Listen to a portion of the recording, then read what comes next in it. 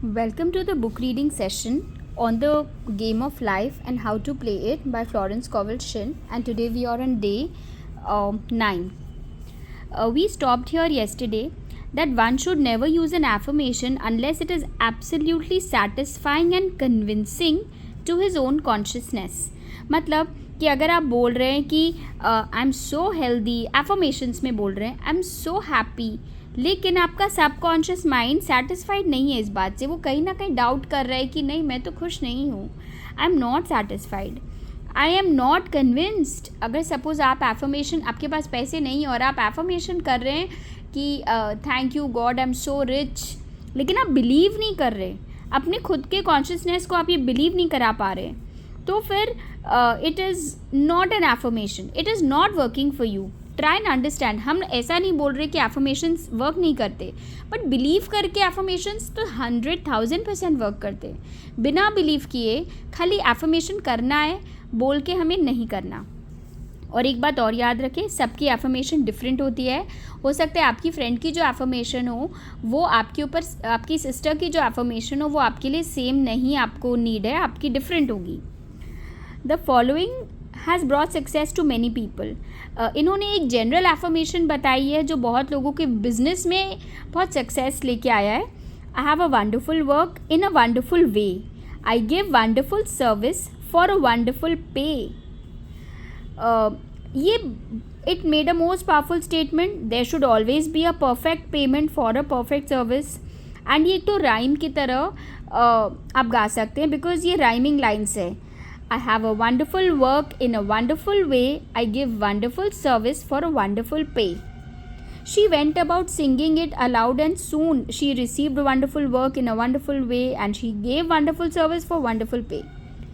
एक बिजनेसमैन ने इसको अपने हिसाब से मॉडिफाई कर लिया.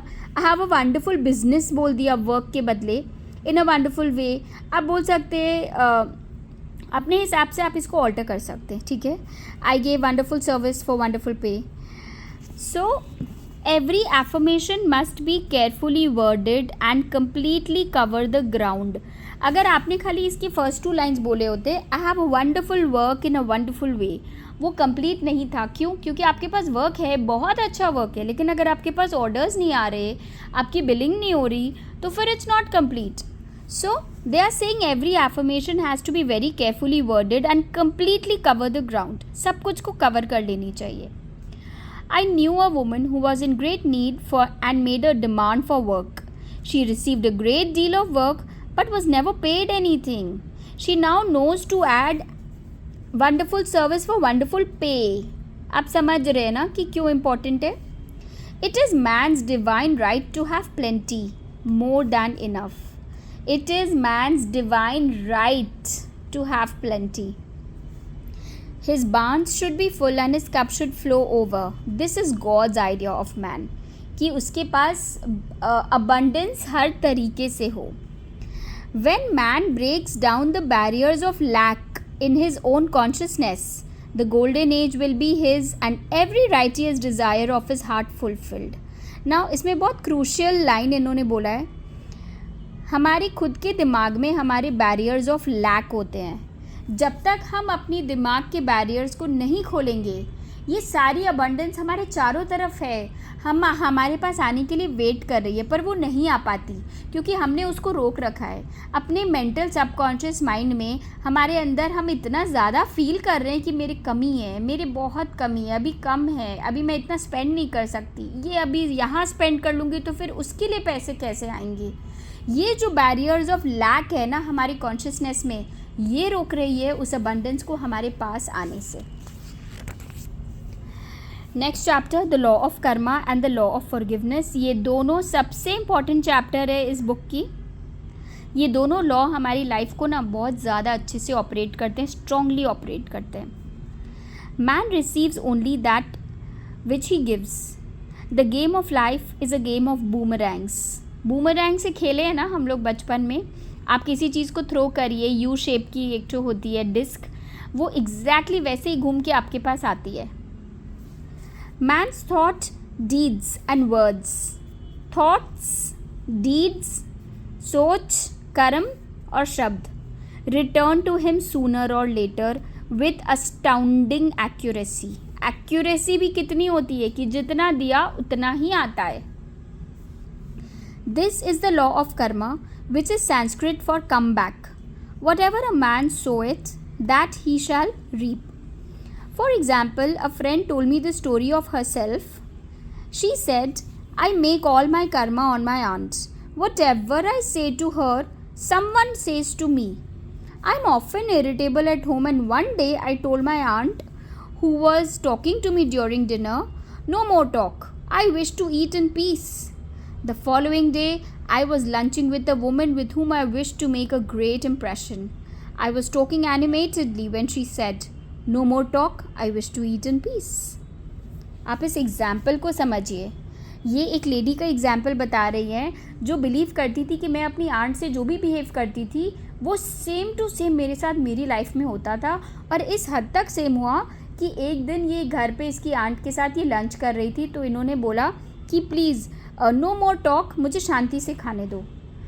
एंड ये जब नेक्स्ट डे एक लंच पे गई, शी वेंट विथ समबडी जिसके ऊपर इन्हें काफ़ी अच्छा इम्प्रेशन क्रिएट करना था। और उसी लंच पे उस लेडी ने इन्हें 1 सेकेंड में बोल दिया। जब ये अपनी आइडियाज़ एक्सप्रेस करने लगी, उस लेडी ने इनको सेम लैंग्वेज में बोला, no more talk, I wish to eat in peace. So can you imagine karma कितना एग्जैक्ट होता है। हम कुछ भी करने के पहले ये नहीं सोचते ना कि हमारे पास एग्जैक्टली आने वाला है। अगर हमने किसी को रूडली जवाब दिया, रूडली किसी के साथ बिहेव किया, हमें सोच लेना है कि ये कल हमारे पास आएगा। किसी ने एकदम एग्जैक्ट ये तो आएगा ही, हो सकता है इससे ज़्यादा भले ही आए। My friend is high in consciousness, so her karma returns more quickly than to one on the mental plane. So क्योंकि इसकी फ्रेंड बहुत ज़्यादा मेडिटेशन वगैरह करती है या इसको अवेयरनेस है अपनी थॉट्स की, बहुत ज़्यादा वॉच करती है अपने थॉट्स को, तो ये तुरंत फील कर पाती कि हाँ ये मेरा कर्मा है। बहुत से लोग क्या करते हैं, वो गलतियाँ करते जा रहे हैं, उनके पास कर्म का रिज़ल्ट आते जा रहे हैं, फिर भी उनको समझ नहीं आ रही है कि ये मेरा ही किया है, ये मैंने ही बीज बोया है। फिर भी वो नहीं समझ पा रहे और सिर्फ रोते जा रहे कि मेरे साथ ये क्यों हो रहा है। एक तरफ रो रहे हैं, दूसरी तरफ और कर्म क्रिएट कर रहे हैं। सो ये उन लोगों के लिए कि जो लोग थोड़ी सी अवेयरनेस में आ जाते हैं ना, उन्हें सारा कुछ दिखने लग जाता है कि हाँ ये मैंने उस दिन किया, ये मेरा उस दिन का बोया हुआ बीज था, सब कुछ उन्हें क्रिस्टल क्लियर दिखता है। The more man knows the more he is responsible for, and a person with a knowledge of spiritual law which he does not practise suffers greatly. ये बहुत डरा देने वाली लाइन है। अकॉर्डिंग टू दिस लाइन, जब तक हम इस बुक को हमने नहीं पढ़ी थी, हमें नहीं पता था कि कर्मा क्या होता है, लॉ ऑफ फॉरगिवनेस क्या होता है। हम जाने अनजाने में गलतियां करे जा रहे थे। तब तक तो ठीक था, हमारे कर्म वापस आ रहे थे, मल्टीप्लाई नहीं हो रहे थे। लेकिन ज्ञान में आने के बाद जब आपको पता चल गया है, उसके बाद अगर आपने गलत कर्म किए तो वो मल्टीप्लाई होके आता है। The fear of the Lord is the beginning of wisdom. मतलब जितना आप इससे डरेंगे, इस लॉ से, वो इसका मतलब है आप समझदार हो गए। आपको पता है कि गलत कर रही हूँ तो मुझे भोगना है, तो गलत करने के पहले एक बार आपके हाथ भी कांपेंगे। If we read the word Lord law, it will make many passages in the Bible much clear. Vengeance is mine, I will repay with the law. It is the law which takes vengeance, not God. मतलब भगवान आपसे बदला नहीं ले रहा है। बहुत लोग ये सोचते हैं भगवान आप क्यों कर रहे हो मेरे साथ, भगवान ऐसा दिन क्यों दिखा दिया। हम सब चीज़ के लिए भगवान को ब्लेम करने लगते हैं, पूछने लगते हैं। पर हमें तो अब तक तो पता ही चल गया है ना कि भगवान अगर है, there is only one God. Law सिर्फ एक ही है और भगवान सिर्फ और सिर्फ भला चाहते हैं। वो कभी किसी की किस्मत में, तकदीर में बुराई लिख ही नहीं सकते। वो पेन किसी के लिए लिख ही नहीं सकते कि कल तुमको पेन मिलेगा, क्योंकि उनके पास सिर्फ और सिर्फ लव की वाइब्रेशंस है। तो वो हमें सिर्फ लव ही देते हैं। अगर हमारी लाइफ में कुछ बुरा होता है, कुछ गलत हो रहा है, वो भगवान ने कर रहा। प्लीज़ भगवान को ब्लेम करना, क्वेश्चन करना बंद करिए। वो ये लॉ कर रहा है। ये जो लॉ है, लॉ ऑफ कर्मा, ये हमें उसके रिजल्ट्स दे रहा है, not God. God sees man perfect, created in his own image and given power and dominion. This is the perfect idea of man, registered in divine mind, awaiting man's. Man can only be what he sees himself to be, and only attain what he sees himself attaining. ये भी बहुत important line है. इसको आप थोड़ा deeply समझिए. बहुत बार हम लोग खुद के सपनों पर बिलीव नहीं करते. हम लोग के माइंड में हमारी खुद की एक इमेज है. हम में से बहुत कम लोग हैं जो ये बिलीव करते हैं कि हाँ मैं एकदम नरेंद्र मोदी के लायक हूँ, मेरे अंदर वही क्वालिटीज़ है, मैं चाहूँ तो मैं कर सकती हूँ.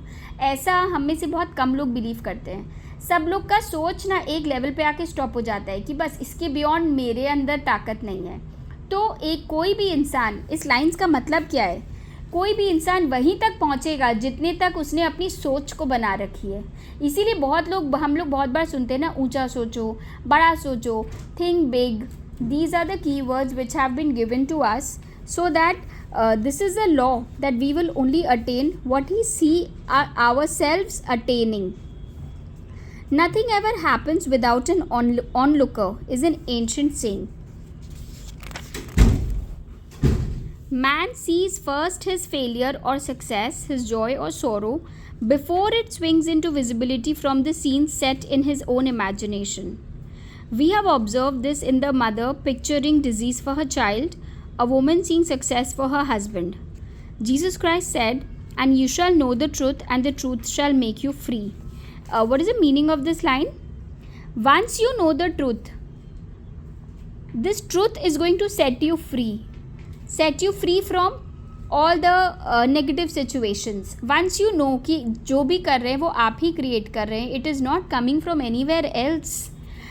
कोई भी इंसान अपनी लाइफ की फेलियर और सक्सेस को, या अपनी खुशी की सिचुएशन या सैडनेस को, वो पहले ही अपनी मेंटल पिक्चर में ले आता है. वो अनकॉन्शियसली ला रहा है या कॉन्शियसली ला रहा है, वो ला रहा है. उसके बाद ही हम उसे फिज़िकल वर्ल्ड में देखना स्टार्ट करते हैं. So we see freedom from all unhappy conditions. Freedom comes through knowledge, a knowledge of spiritual law. Obedience precedes authority, and the law obeys man when he obeys the law. The law of electricity must be obeyed before it becomes man's servant. When handled ignorantly, it becomes man's deadly foe. So with the laws of the mind. सो इन्होंने electricity का example दिया है कि हमें पता है electricity को use करने का रूल्स क्या है. अगर हम रूल्स के बियॉन्ड यूज़ करेंगे, सपोज इफ़ वी यूज़, अगर हम लोग एक स्विच को भी गीला हाथ से तब प्रेस करते हैं तो हमें करंट लगती है, because we are aware that this is how it works. So we will not take a risk, we will not purposely go and touch it with a wet hand. So similarly laws of the mind भी exactly वैसे ही work करते हैं. If you don't know how to use it, you are going to end up troubling yourself. For example, a woman with a strong personal will wished that she owned a house which belonged to an acquaintance, and often she made mental pictures of herself living in the house. So example दिया हुआ एक lady का जो किसी अपने एक relative के घर में जितने बार जाती थी वो मन में सोचती थी कि आई विश ये घर मेरा होता. In the course of time, the man died and she moved into his house. Several years afterwards, coming into the knowledge of spiritual law, she said to me, "Do you think I had anything to do with that man's death?" So हुआ क्या, वो उस आदमी, वो जो भी उनका relative था, वो he died and वो उन्हीं के घर में शिफ्ट होकर रहने लग गई. उस समय उनको नहीं पता था. जब बाद में जब स्पिरिचुअल लॉज के बारे में पता चला तो उनको बहुत रिग्रेट हुआ कि क्या ऐसा है कि just because I made this wish to live in this house, ऐसा तो नहीं कि उसकी वजह से वो आदमी की डेथ हुई. She was very worried. I replied, yes, your desire was so strong, everything made way for it, but you paid your karmic debt. Your husband, whom you loved devotedly, died soon after, and the house was a white elephant on your hands for years. The original owner could not have been affected by her thoughts, and had he been positive in the truth, nor her husband, but they were both under karmic law. The woman should have said, "Infinite intelligence, give me the right house equally as charming as this house, which is mine by divine right." So basically when she asked this lady कि did I wish that person to die when I wanted to move into this house, so उसको answer मिला कि your desire was very strong and तुम्हारे desire की वजह से that this person died, but it is not because of your reason. You had a karmic connection with this man and you also had a karmic connection with your husband.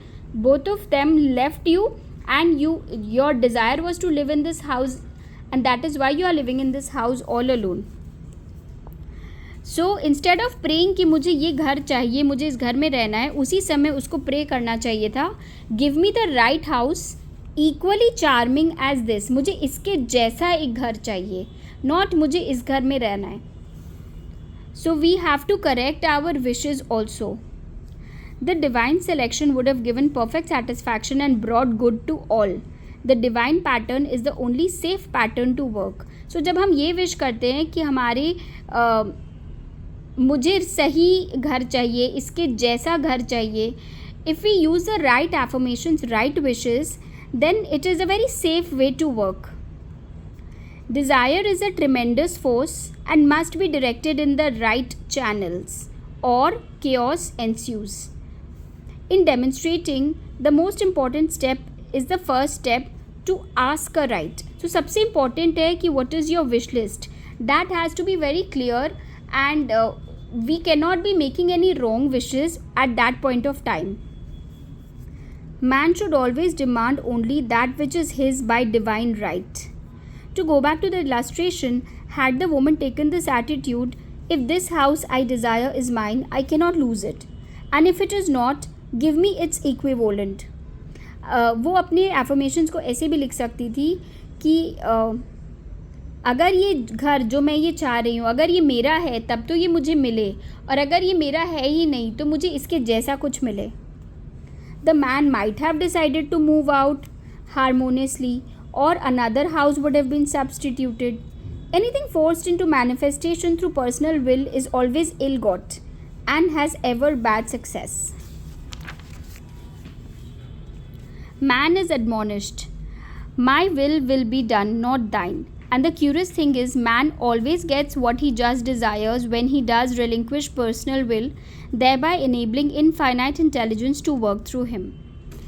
Stand ye still and see the salvation of the Lord. For example, a woman came to me in great distress. Her daughter had determined to take a very hazardous trip and the mother was filled with fear. So now we are going to see another example.